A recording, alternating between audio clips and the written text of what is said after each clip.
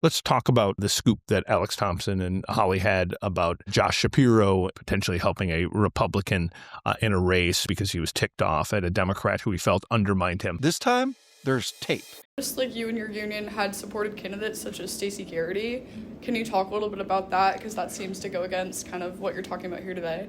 So it was called funny, but that was a request, ironically, from Governor Josh Shapiro, because Aaron McClellan was running against her. We had actually supported a guy by the name of Ryan Mazzaro. So it wasn't me, it was my union, right? And I'm one vote on a board of 11. But anyways, Josh Shapiro had requested because Aaron McClellan came out hard about something on Josh Shapiro, and really the Democratic Party as a whole turned on Aaron McClellan. And he said, I would like you guys to endorse Stacey Garrity. So we went with Stacey Garrity.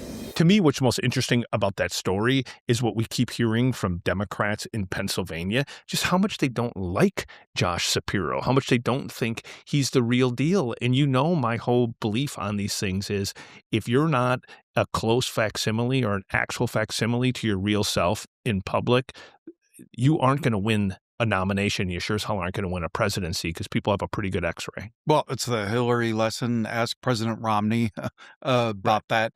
And like the headline on Axios was perfect, Shapiro's revenge. And what we saw here was an allegation that he'd sabotaged another Democrat who had made fun of his manhood online.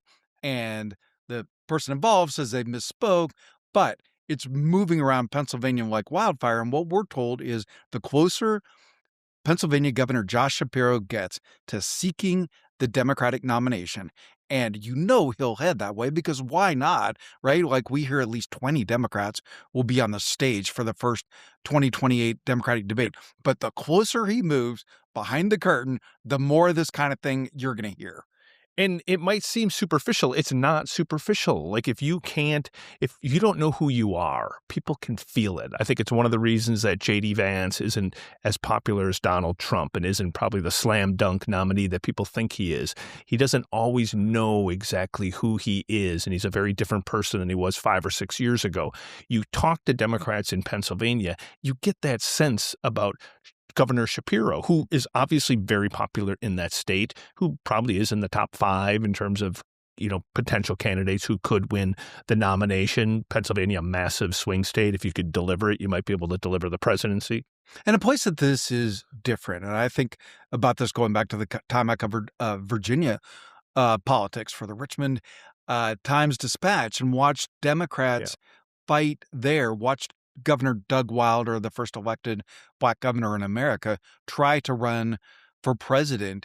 You find that if people in your party don't like you, it's a real problem. But if people in your state don't like you, that becomes a massive distraction if you're trying to run for president. That politics is about addition.